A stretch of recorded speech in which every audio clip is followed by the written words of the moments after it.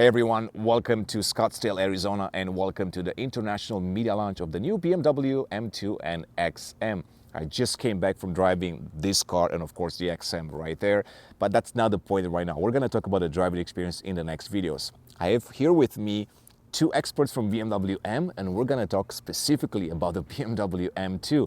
So let's start with Daniel Schmidt, Head of Product Management at BMW M, and of course Markus Schroeder. He's the project leader for the new BMW M2. So these two gentlemen know everything there is to know about the brand and of course about the M2. So thank you for having me here. Fantastic cars, that's all I can say for now, but we're going to save that for the review. So let's start with you, Daniel. Tell me more about the BMW M2 and how does it fit within the M strategy still, and maybe we touch a little bit on the manuals as well. Yeah, of course.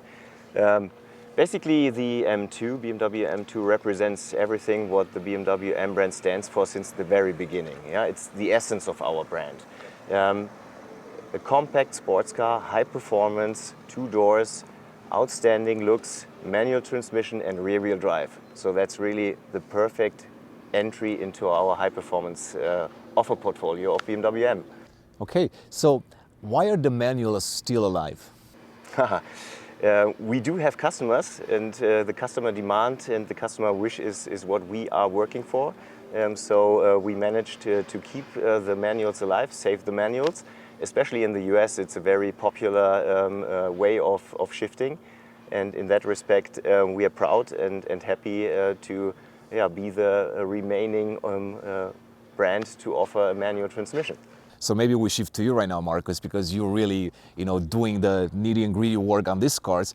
Tell me how exciting still is for you to work on manuals, and can you tell me if this is maybe the last one that we might see in an M car? Yes, definitely. I think that the manual transmission is something which is in the M2 very special. There are not too many cars around which have the manual transmission anymore. And it fits to the driver's car, so you can really enjoy your drive while doing everything by your own. And that's something which is clearly the objective from the manual, and a lot of people are enjoying this. And if you compare it, so we have the automatic transmission as well, and the manual, the car behaves slightly different as well. And it's due to the gearbox which is fitted to the car.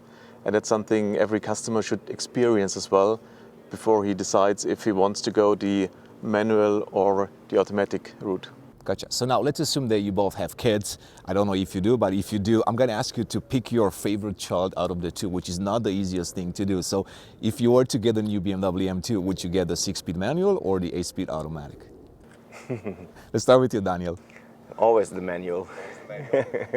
It's just kind of active work which you do in the car. It's something where you do feel the consequences of your behavior, and you really feel that you are under control of the car at all times, and that's really what not only delivers a very sporty feeling, but also just pure pleasure and fun. So before we go into more technical details, and Markus can tell you more about that, and then we shift back to you, Daniel, with some questions about colors and maybe some other products. What was the first reaction that you've heard from people driving the car here over the last 2 or 3 weeks? Because there were so many journalists from all over the world, even YouTubers and new media and old school media and all of that. Anything that you can share that you've heard from people coming back from driving these two cars? Me first? Sure. Basically, the fun thing is that especially the journalists who drove the automatic transmission first were really convinced that this is an ultimate solution for the car. But afterwards, they drove the manual transmission and said, okay, this is just pure fun. Yeah? So it's kind of, we managed to somehow kind of exceed the expectations. And that was really, really nice to see that journalists and car journalists who are really experiencing a lot of driving of a lot of cars and other brands, that they still get out of the car with a smile. Okay. And what about you, Markus? What have you heard? I think what most of the people impressed quite significantly is the performance improvement which we have on the new M2 versus the old one, and the kind of power delivery to the street as well. And that's something which everyone was quite not surprised. Everyone expected that it's on a high level, but they didn't expect that it's on such a high level. Sure. So I think you anticipated my first question for you, because one of them was really, and I'm going to be reading this one because it's very specific. The F87 M2 was prone to wheel hop under hard accelerations, a little bit twitchy like on the road. Does the G87 exhibit the same behavior, or has its suspension been tuned a little bit differently? Yeah, we have two systems in the car, so they are both improving that behavior. So you won't have the same thing on the G87 on the new M2 now. So you won't have this either on dry road, on wet road, or even on snow. And of course, we have to talk about the steering. That's always a hot topic within the community, and especially within the journalist community as well. Any improvements on the EPS steering also compared to the previous generation M2?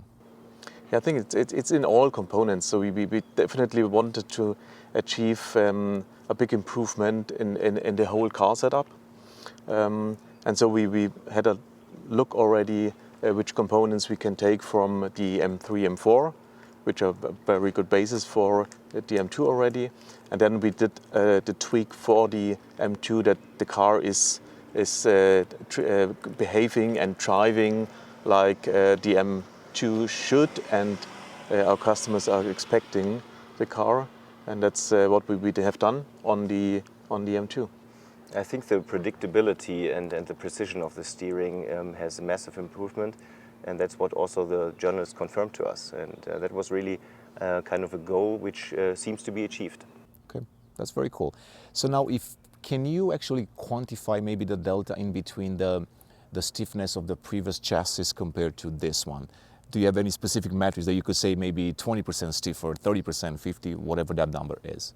No, you can't really compare it on a percentage level. The big question is where you reinforce the car, and that's the kind of magic you have to do on the car. You have to test a lot of stuff to get it done. We have something special in the back part of the car, which is just done on the new M2.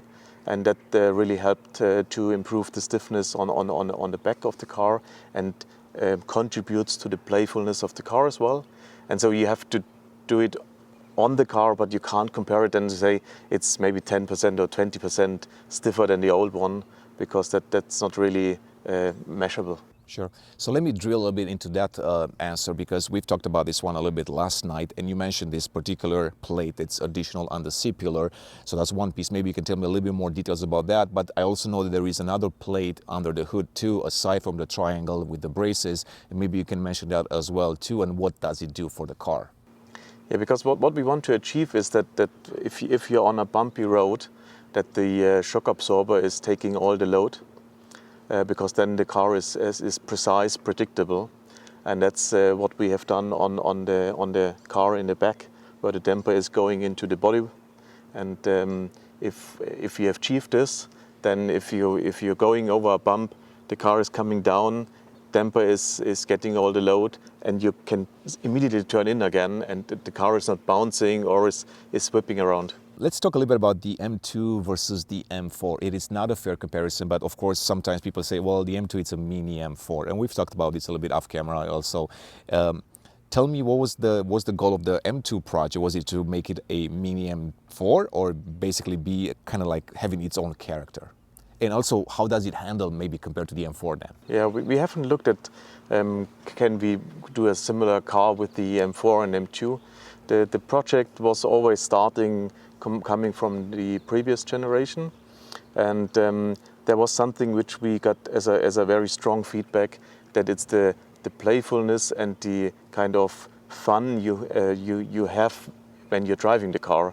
And that's something when we said, okay, if we go on the new M2, even if we take a lot of parts from the M4, we want to keep the driving behavior of the old M2. And that's something I'm pretty sure that everyone who's driving the new one will agree, that we still have this in the car.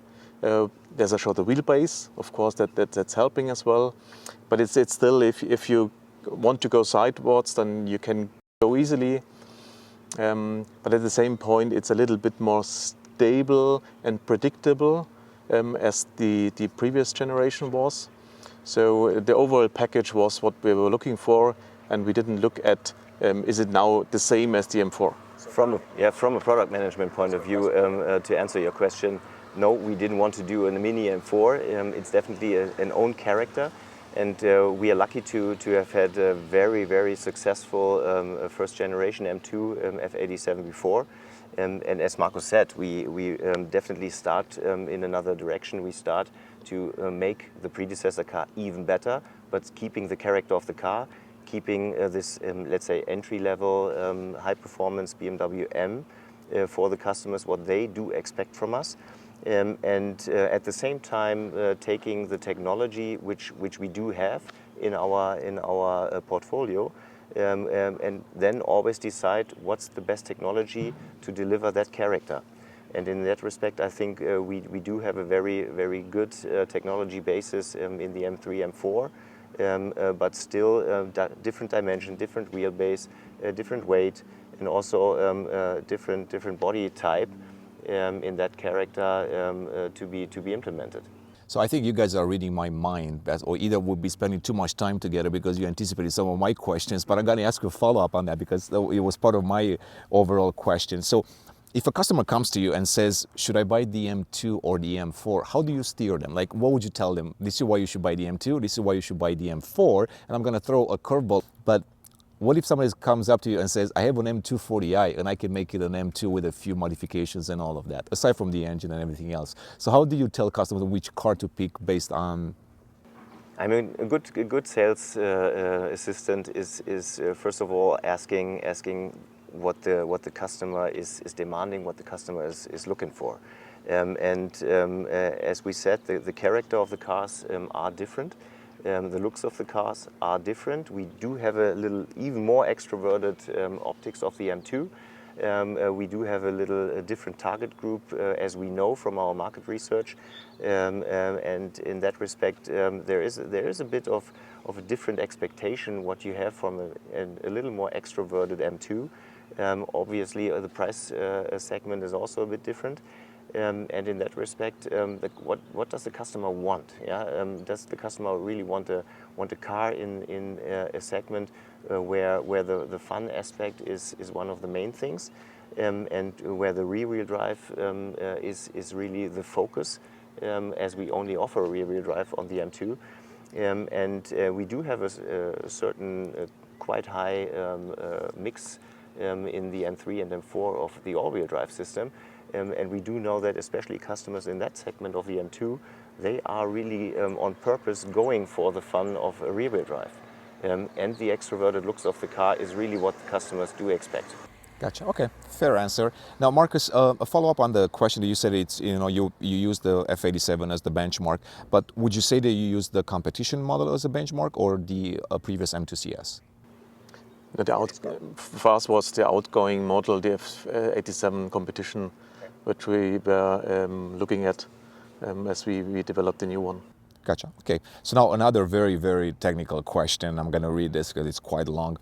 Why does the G87 use the same M Performance aftermarket kit, the M Performance kit, with the exact same part numbers as the G80, G82, if the spring rates and damper tuning is different on the M2? The follow-up question would be, would not that upset the chassis and not be ideal for sporty handling? Yeah, but on the suspension of the M Performance parts, you can adjust a little bit the height and you can tweak it to the M2. We have a little different setup in the M2 versus the M4, but it's not too much different.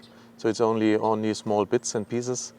So it does work, and we are always checking all our cars as well with our M Performance parts, that you have the best experience you can get. And just to follow up a little bit on that, so does the M Performance height adjustable suspension kit require different damper coating to be performed with its installation to accommodate for the different spring rates?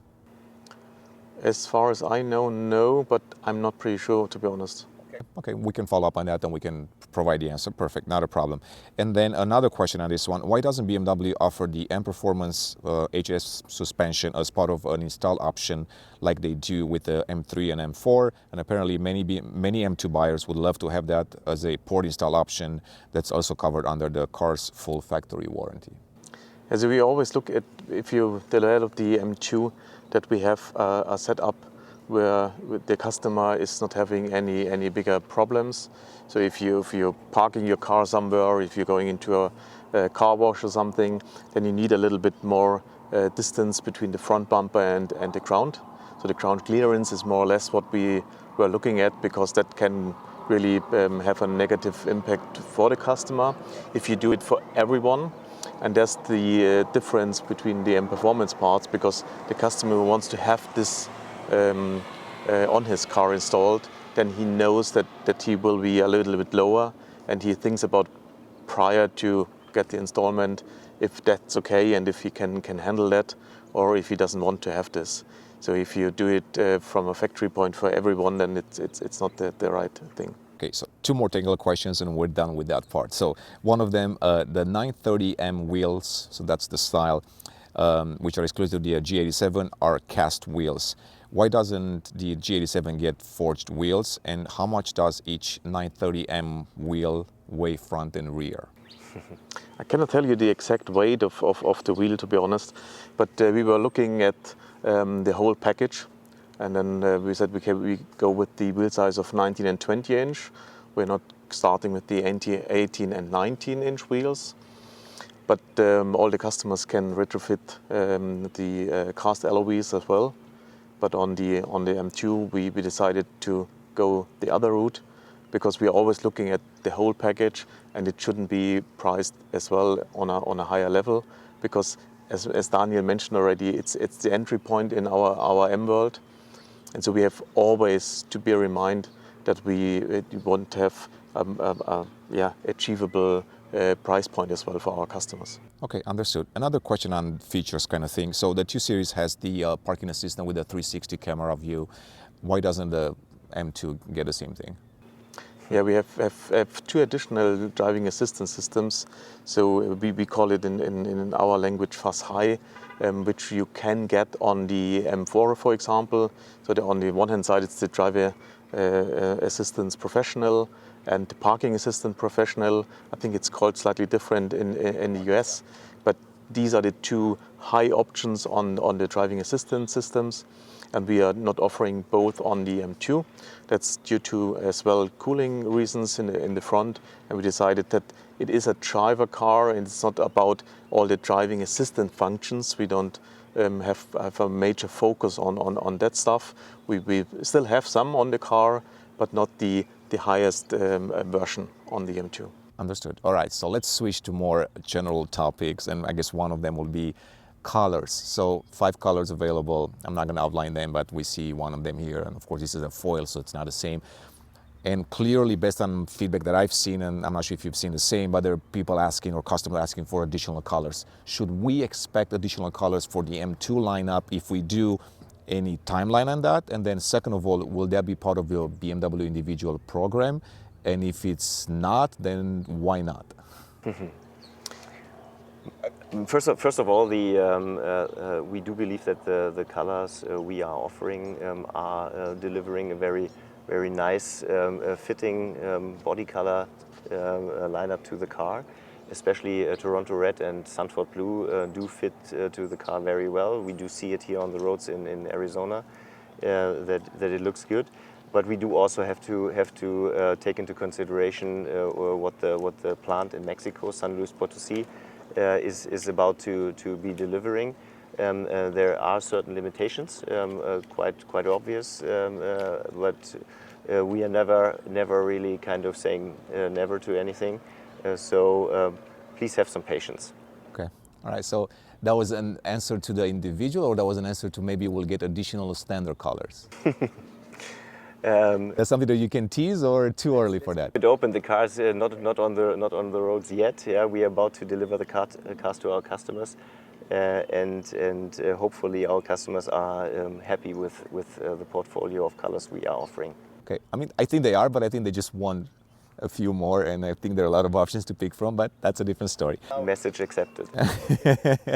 So now another question to put you on the spot a little bit. There is a lot of there are a lot of conversations, especially online, in between, the M2 and potential future M2 competition. And people always assume, let's wait, it's going to be an M2 competition. I'm not going to ask a direct question, but I'm going to ask a little bit indirect, maybe. Is there room for an M2 competition in the lineup? Yeah. Okay, I can repeat it. But I don't know what these guys are doing. It's probably Uber or something. I'm going to ask it again, I guess. Okay. Now you know the question, so I can't put you on the spot anymore. All right, so I have to ask this question because I do see a lot of conversations online about the future M2 competition. People assume there's going to be one, even though I wrote an article personally saying that I know that there are no plans currently, but of course I don't know everything about BMW M. So I'm going to ask you this question. Is there room for an M2 competition in the future? And is there also room for an M2 CS, considering how powerful the CS brand is and how successful has been, not for the M2 only, but also for the M3, M4, and for the M5? We appreciate very much that our customers are looking so much in the future. For the time being, and not in a time scale which is very close, there will not be anything what you mentioned. But definitely, if you ask if there's room for a competition or a CS, yes, of course, there's always room for something more, and you can be sure that Markus and his team and the engineering side of BMW M is capable of considering something like that, and we will see what the customer demand is, but we do not recommend to wait for something which is not about to be around the corner.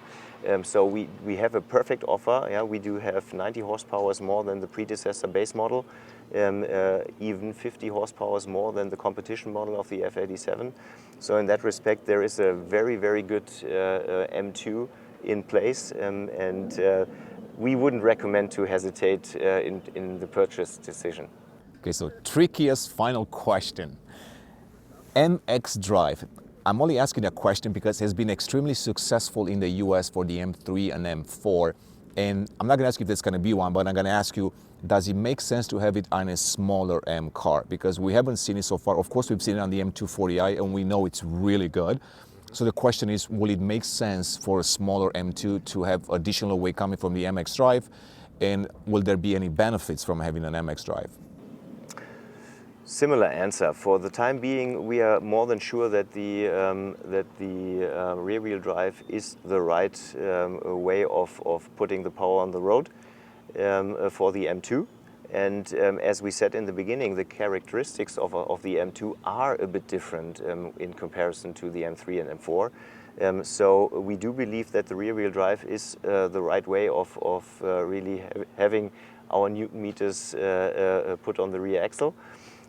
So in that respect, it is a life cycle ahead of us, which is definitely quite long, as you know. So never say never about that. But to be honest, we are so convinced about the powertrain and the rear-wheel drive of that car to be delivering what the customer's demands will be, that we do not see any necessity to come up with an all-wheel drive in the near future. Okay, the near future. Okay, so gentlemen, this is our cue. I guess the sun came down, so thank you so much for your time. And honestly, I can't wait to publish my M2 review because I have a feeling it might be a good one. So thank you once again for letting me drive the cars here, and I hope to see you very soon at another M event. And as always, it was a pleasure. You're welcome. Thank you, guys. We'll see you next time.